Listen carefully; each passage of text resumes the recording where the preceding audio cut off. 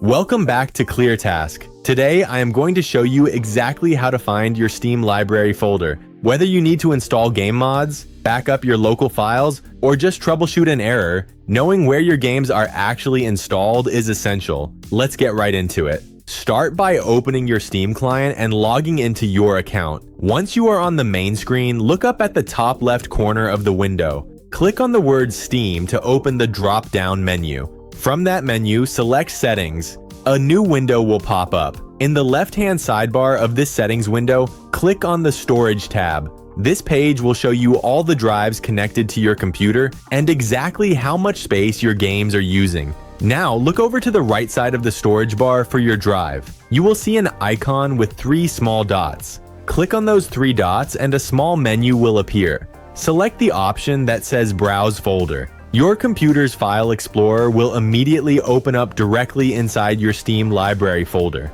From here, you have full access to your Steam apps folder, common files, and all your downloaded games. If this quick guide helped you out, make sure to hit the like button and subscribe to ClearTask for more straightforward tech tutorials. See you in the next one.